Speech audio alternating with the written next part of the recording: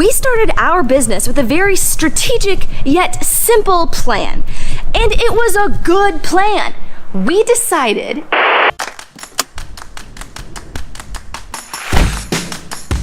welcome to the start of our week. It is bright and early Monday morning, and we are ready to go.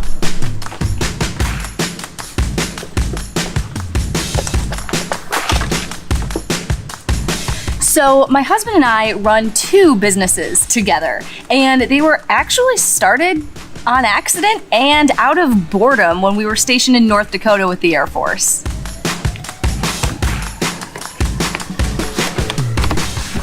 But after a few years of learning and pivoting and taking part-time jobs in the Air Force and moving to the other side of the country, our business actually started to grow at a really fast rate. And so now we're just trying to keep up with it and help it to continue to grow. And we've met a few people over the years that were going through a similar situation. They were working full-time jobs and wanted to learn how to start a business. And so now we basically just document our journey in the hopes that it'll help other people who want to start a business.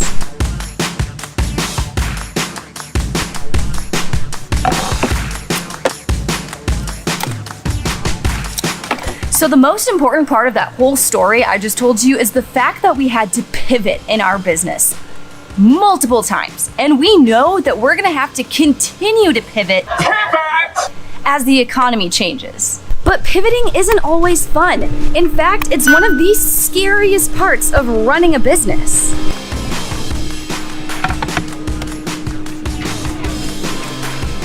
For example, we started our business with a very strategic yet simple plan. And it was a good plan. We decided that we were gonna sell cutting boards to business owners here in Houston to use as client gifts. And that would be a means to market ourselves, because after those clients got one of our cutting boards, we could then come back to them and say, hey, you like our cutting board in your kitchen? How would you like a brand new kitchen table? And that's it. 2 products, no confusion, no unnecessary laundry list of product offerings on our website, just cutting boards and kitchen tables. That's it. Done.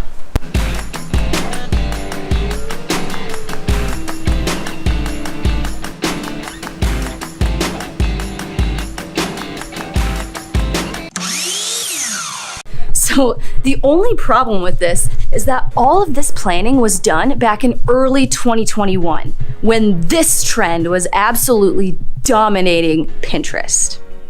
Yup, charcuterie was the thing. People were losing their minds over how to turn a piece of salami into a rose and who could make the prettiest charcuterie board and post it on Instagram. It was all over the place. So what were people asking our business for? You guessed it, charcuterie boards. After all of this planning on how to build and orient an entire business around 2 specific products, kitchen tables and cutting boards, our customers were asking instead for charcuterie boards.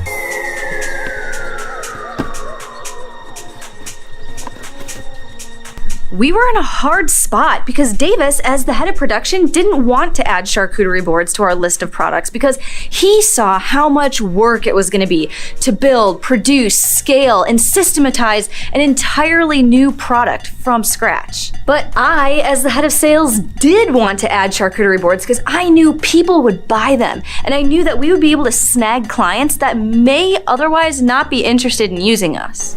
Honestly, all I could see at the time was the money that we wouldn't be making if we didn't take advantage of this huge charcuterie trend. So what was the solution to this problem? We had two of us that didn't agree on what we wanted to do with this product, and we didn't know if we wanted to add it at all. Well, because of the continuing demand, we decided to finally just sit down, do a little research, and see what it would take to add charcuterie boards to our product line. Would we have to market differently? Would the profit margins even be doable? Was it worth spending the money on the lumber? Would we be able to find a design that everybody liked that we could repeat? We needed to find a way to streamline the process of making the boards with a lumber supply that we already had or was very easy to obtain. We needed consistent dimensions and a couple of super simple jigs to help us make the handles look uniform on every single board. Which, by the way, if you haven't seen our video about how we put together our handle jig, definitely go give it a watch. We also learned that we would need to reinvest in a drill press so that we could drill the holes in the tops of all the charcuterie board handles. This was a tool we had originally gotten rid of in our old garage shop because we thought to ourselves, we'll never need this tool again. So after a couple of days of thinking and mulling it all over, we realized that, okay, it really wouldn't be that difficult to order some 4-quarter lumber for the charcuterie boards in addition to the 8-quarter lumber that we typically order for all of our cutting boards. Slow down. We also realized it was much easier to build that handle jig than we thought it was gonna be. And at the end of the day, we just needed to make a decision. We just needed to make a stinking decision. Were we gonna have all the answers? No. Did we know exactly how the boards were gonna work? No. But making a decision and choosing to run with an idea is better than sitting and stewing in your own indecision. So the last thing we did before we finally made up our minds was calculate profit margins. After crunching some numbers, we figured out that it would cost us about $56 to produce these boards, from manufacturing to labor to shipping. And then we figured out that we would end up profiting about $76 on each charcuterie board. And honestly, those profit margins were the deciding factor. We had officially decided to produce and scale charcuterie boards in addition to our 2 products we decided to begin with. So cutting boards, kitchen tables, and now charcuterie boards. Based on our research and the potential profitability, we decided to give the people what they had been asking for. And we are so thankful that we came to that decision. I mean, we have clients that use us solely for our charcuterie boards. And over the past year and a half, we've sold about 200 of these things. That comes out to about $28,000 in revenue from a product that we didn't even plan to provide when we first started this business. It was intimidating to pivot from our original business plan, but when profitability and growth are your goals, you have to produce what the market is asking for. You can't just build the things that you want to build and expect the market to want to buy them.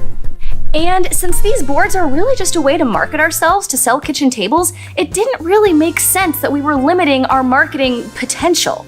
People were literally telling us what their clients wanted in their kitchens. And eventually we will do kitchen tables, but as of right now, we're gonna take this gift-giving business as far as we possibly can because there is so much money out there for corporate promotional gifts. And especially with a recession looming, businesses are gonna wanna keep their clients at all costs. Ooh, that's good.